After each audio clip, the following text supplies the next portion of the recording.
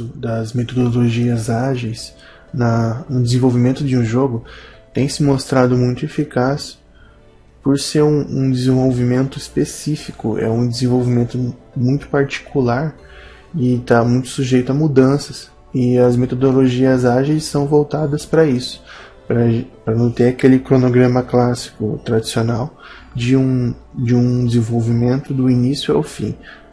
No desenvolvimento de jogos, ele pode ser mudado, ele está em constante mudança, desde do seu começo ali, das primeiras reuniões criativas até o lançamento, entre aspas, o lançamento. Então ele tá sujeito a mudanças durante o período de desenvolvimento todo. A metodologia que a Universidade Cruzeiro do Sul, eles usam metodologia de aprender na prática, ou seja, é aquela metodologia que já coloca o aluno na parte prática junto com a teórica, né? Aquela coisa de só teoria, né? A prática ela está caminhando ali no desenvolvimento do aluno junto com a teoria. E nessa universidade, né, nessa faculdade, nesse curso deles, eles por semestre eles faziam, né, um jogo por semestre, né? E conforme os semestres forem passando, o nível de dificuldade dos jogos, o nível de complexidade vai aumentando, né? Então é uma metodologia que coloca o aluno ali sempre está criando e se especializando conforme o curso. Bom, tendo em vista esse sentido, surgiu o projeto Primeira Habilitação, né? E esse projeto foi uma parceria científica entre a Universidade Cruzeiro do Sul e a empresa JW, né? Essa empresa ela é voltada para tecnologia em trânsito, né? E o projeto ele visou criar simuladores e jogos que possam apresentar ou ter a experiência da primeira habilitação. Todo mundo sabe que quando a gente faz a nossa carteira, a nossa CNH, a gente passa por diversos testes, tanto teóricos quanto práticos. E esse projeto Primeira Habilitação, o objetivo dele inicial era criar os jogos e testes virtuais para a primeira habilitação. Participavam desse projeto no total 6 alunos, né? E esse projeto foi de caráter extracurricular, ou seja, não ocorreu no contexto de alguma disciplina. Tendo em vista isso, a gente vai, na apresentação desse artigo e como foi esse projeto deles, a gente vai apresentar alguns tópicos que vão nos levar a entender como que foi a aplicação dos métodos ágeis na realização desses softwares, desses jogos, desses simuladores. Começando com a apresentação das metodologias ágeis no desenvolvimento de jogos, né? Aí depois a gente vai seguir especificamente na programação extrema, que é um método ágil. E por fim a gente vai ligar a programação extrema a esse projeto que eles fizeram. Bom, o projeto de desenvolvimento de jogos ele deve ser passado por uma série de etapas. Essas etapas são a reunião criativa, o game design, o level design, versões intermediárias, versões beta e versões gold. Para quem gosta de jogar videogame, deve conhecer essa questão de versão beta, versão gold. É sempre falado quando a gente vê uma notícia sobre jogos, que sempre tem, na versão beta tinha isso, na versão alpha tinha isso, na versão gold tinha isso. Essas versões dos jogos que acabam, enfim, quando um jogo ele é muito esperado, hoje em dia, algumas notícias acabam vazando, então a gente, vai ter isso no jogo, não vai ter. Essas versões que eles apresentam lá dentro, são essas versões apresentadas mais para de caráter de vamos mudar isso, vamos ajustar aquilo, então eles fazem essas versões. Atualmente, um grande desafio que o desenvolvimento de jogos tem é a questão do tempo, que o tempo está cada vez menor. A gente sabe hoje que o mundo o mundo globalizado que a gente vive hoje é simplesmente uma coisa inventada a cada hora. Então o tempo acaba sendo muito importante.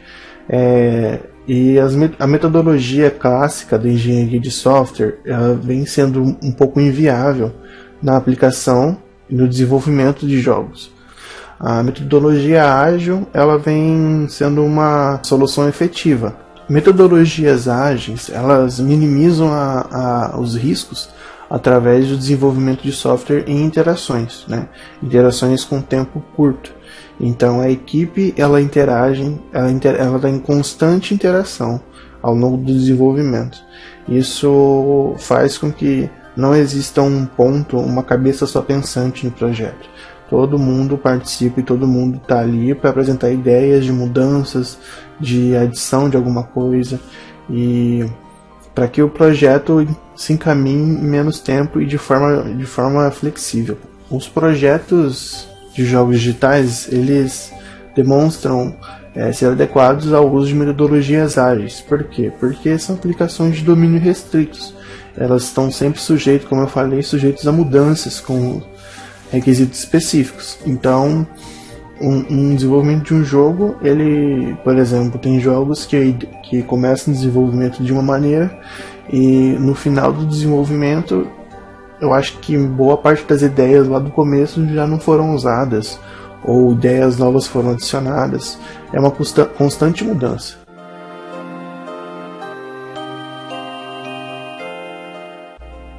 Bom, chegamos agora na programação extrema, né? Vamos ver os princípios da programação extrema. A programação extrema ela é um método ágil para desenvolver softwares com requisitos vagos, imprecisos e em constante mudança.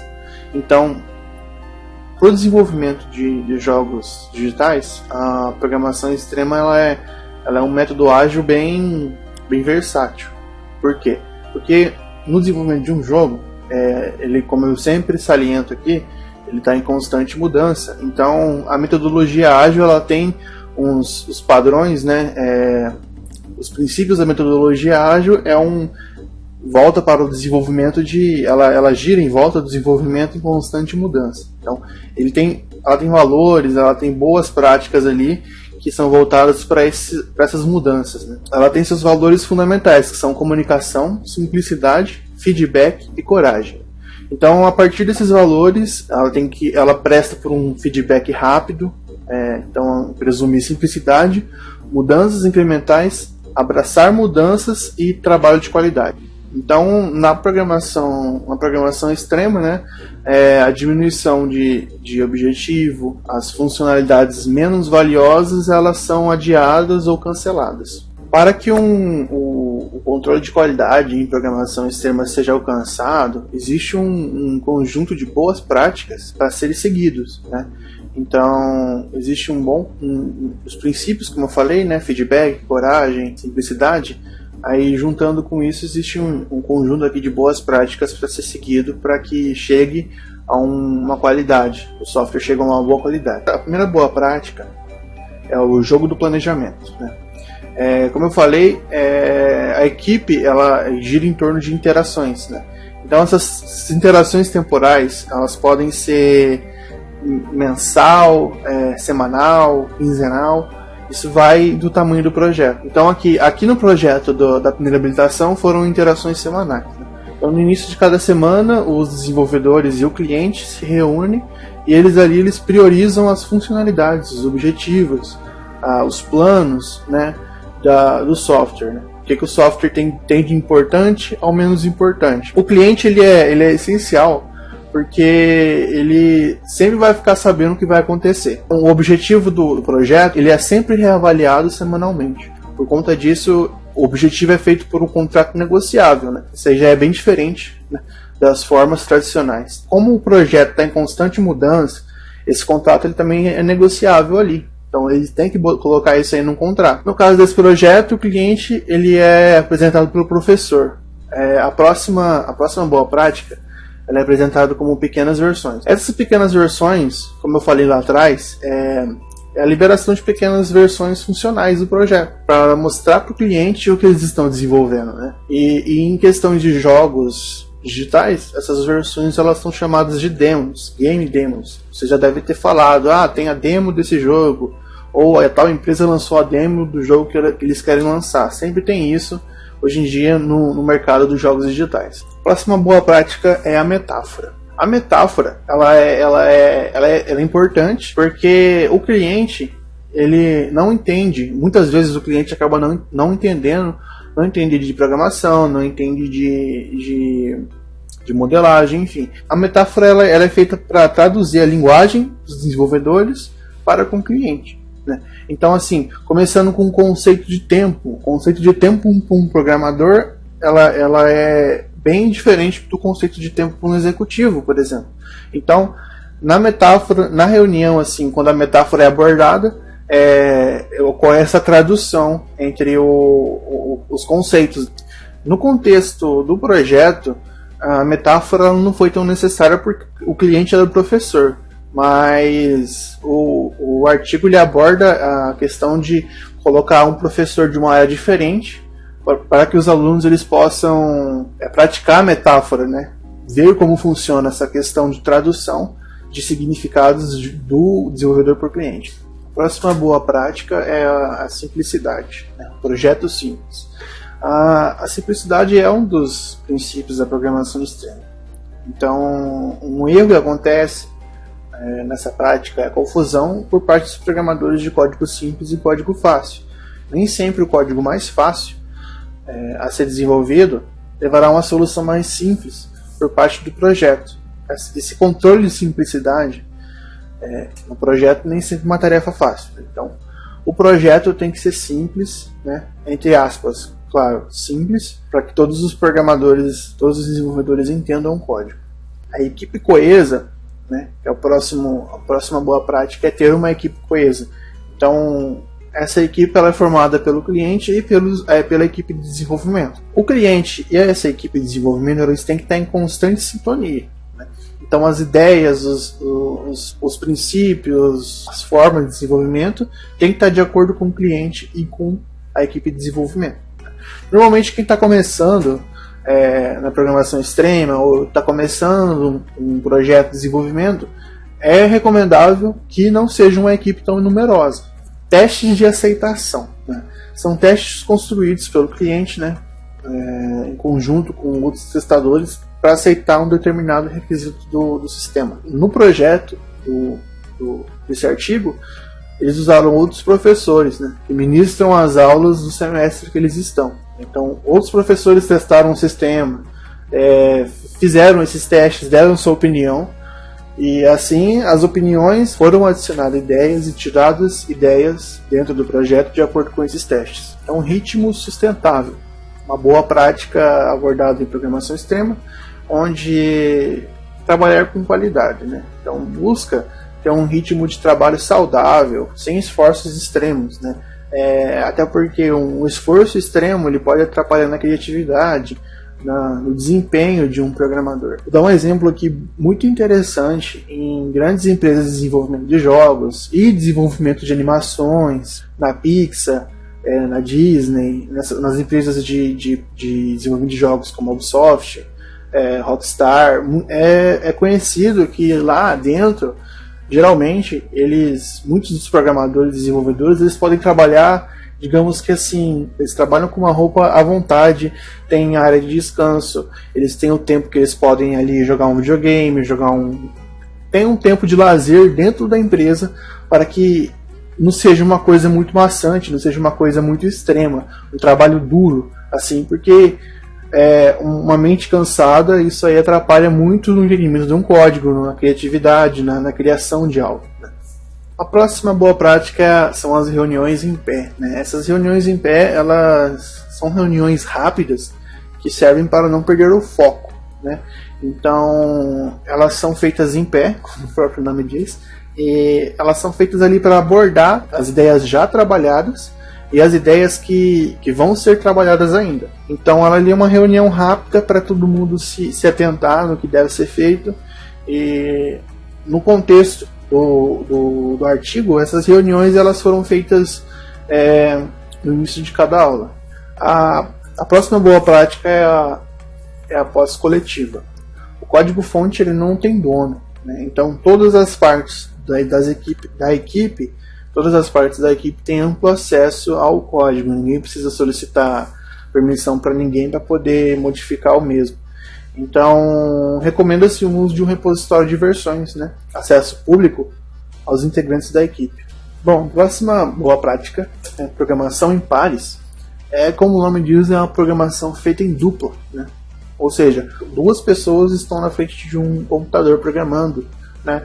E isso aí ajuda muito, porque muitas vezes um erro que uma pessoa vê, a outra não viu.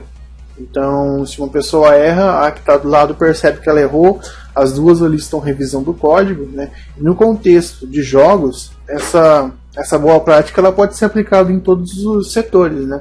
Ou seja, não só na questão de programação, mas também na questão de design, na questão de produção de áudio, produção de animação, todas as áreas da produção de jogos, a programação dupla, né, é bem apresentada. Bom, padrões de codificação, né? O que são esses padrões?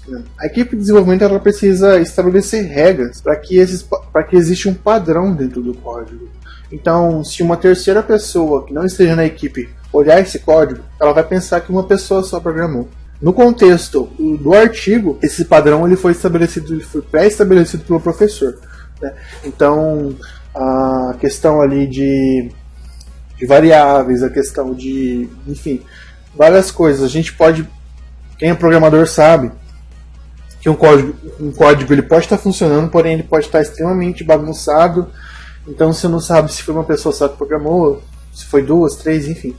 Então esses padrões eles têm que ser bem estabelecidos. A refatoração é um processo que permite a melhoria, né, a melhoria contínua na programação. A refatoração ela melhora a clareza, né, no código, divide o código em módulos, separa, deixa mais claro para uma leitura.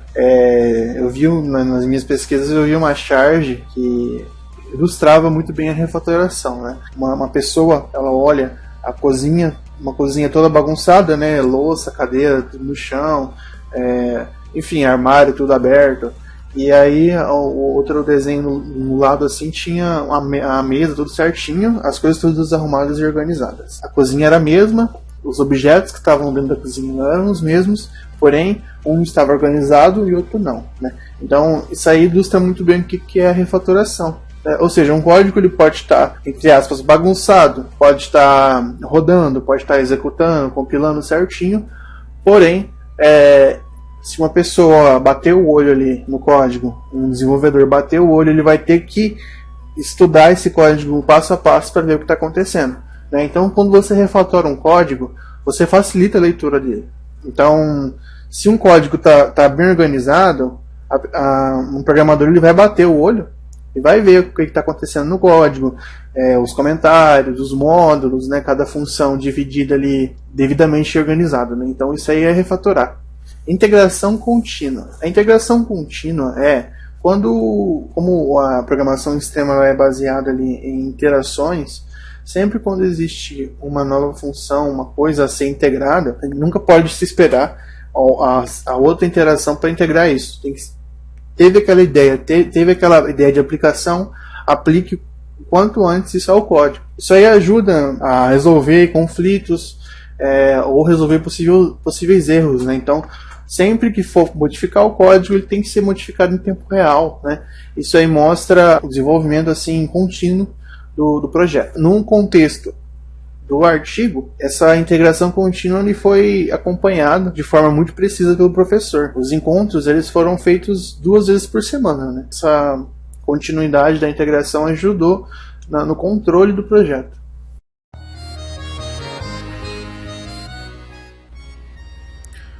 Bom, na fase inicial do projeto foi feita uma análise de viabilidade, né?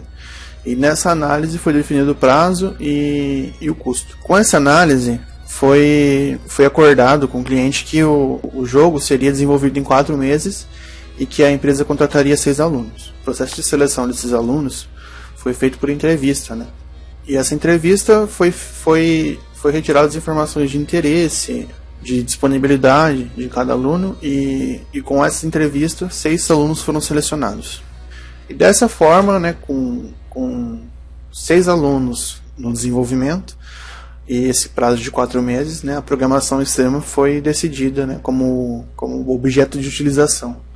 A primeira boa prática que eles utilizaram foi a programação em dupla. Esses 6 alunos, foi percebido que eles tinham habilidades bem diferentes. 2 alunos desenhavam bem, outros 2 programavam bem, e esses alunos acabaram ficando em dupla de acordo com suas habilidades. Dessa forma, ajudou muito no início de cada interação, porque o esforço ele era duplicado, né, de acordo com a necessidade. Então você tinha ali 2 alunos programando, você tinha 2 alunos fazendo design. Isso foi bem eficiente. Se um dos 2 deixar passar um erro, o outro vai perceber. Isso aconteceu demais. Um exemplo disso que aconteceu foi no jogo das placas, que eles estavam enfrentando um problema em relação ao algoritmo que sorteava as placas. Pelo fato de ter 120 placas e elas serem muito parecidas umas com as outras, o teste de validação delas acabou sendo impossível. Então foi necessário mais de uma pessoa para fazer esses testes, né? No caso, como o desenvolvimento era em dupla, esse problema foi solucionado, né? A próxima boa prática que eles utilizaram no desenvolvimento foi o desenvolvimento orientado a teste. Eles faziam esses testes unitários antes de incorporar esse módulo ao sistema. E o bacana é que esses erros, né, cada erro que eles encontravam quando eles executavam um teste, eles cadastravam esse erro. Então eles faziam como se fosse uma ficha para esse problema, né? Um exemplo aqui tá sendo mostrado na tela. Foi essa ficha que eles fizeram, né? Então eles colocavam a data do descobrimento do erro, eles categorizavam o erro, colocavam uma gravidade para esse erro e a descrição. Então também ali embaixo, né, a sugestão de melhoramento, a solução, né? Então aí e quando foi solucionado. Se esse erro surgir de novo, você já tem esse erro cadastrado, você já tem ali um método de solução. Você consegue fichar muito bem os erros que acontecem no seu código. E esses testes, né, só quando um teste ele não tem problema nenhum, quando nenhuma categoria de erro foi encontrada, só dessa maneira esse módulo é incorporado ao sistema. Eles utilizaram também os padrões de codificação, que seriam, né, como o próprio nome diz, o padrão de codificação para que todo mundo possa programar e ao mesmo tempo parecer que uma pessoa só programou, né? E foi definido um documento com essas informações, né, nomeado de Guia de Padronização do Desenvolvimento. Também foi utilizada a integração contínua, né? Nessa boa prática, eles fizeram um concurso com outros alunos, né, outros alunos que não foram selecionados. Esse concurso foi feito para que esses alunos não selecionados pudessem participar do projeto. E esse concurso ele consistia em minigames, né? Então os alunos que quisessem participar desse concurso desenvolviam minigames, e os minigames aprovados eles eram integrados ao projeto. Por que eles fizeram isso? Para que esses minigames, assim que eles fossem integrados ao sistema, não mudasse a funcionalidade de outra função ou não afetasse algum outro modo. Tá aparecendo aí os exemplos, né, de minigames que foram colocados no projeto. Isso foi utilizado também a posse coletiva do código. Como eu tinha falado, cada aluno tinha uma habilidade especial. Um desenhava, outro possui um raciocínio bom para programar. Então, aprimorar os elementos desenvolvidos. Que nesse exemplo pode ser visto o cenário do jogo cara a cara com o trânsito. Antes e depois. E a textura, o desenvolvimento da programação, o cenário, os logotipos foram feitos coletivamente. Foi utilizada também pequenas versões. Considerando o objetivo do projeto, né, e as condições do mercado, o cliente ele tinha um perfil empreendedor e ele participava ativamente do desenvolvimento. Porém, isso não ocorre muito. Em muitos casos, o cliente não participa. Então, com base nessas prioridades estabelecidas pela empresa, eles fizeram um cronograma, né? Esse cronograma estipulava um prazo, e esse prazo eles seguiam com rigor. Esse prazo ele era para as entregas dos módulos de testes, né, até a data da entrega. Então, aplicando essas metodologias ágeis, seria possível fazer uma análise quantitativa, né, do impacto do uso dessas metodologias no ensino e desenvolvimento, não só de jogos, como foi apresentado nesse artigo, como também no meu curso, por exemplo, que no desenvolvimento de projetos, né, de inteligência artificial, de sistemas de automação, né? O meu curso é o Engenharia de Controle e Automação. Então eu acredito que as metodologias ágeis elas sejam fundamentais no desenvolvimento de projetos dentro do meu curso, por conta de ser desenvolvimento em grupo. O trabalho em grupo ele é bastante versátil quando utilizado as metodologias ágeis.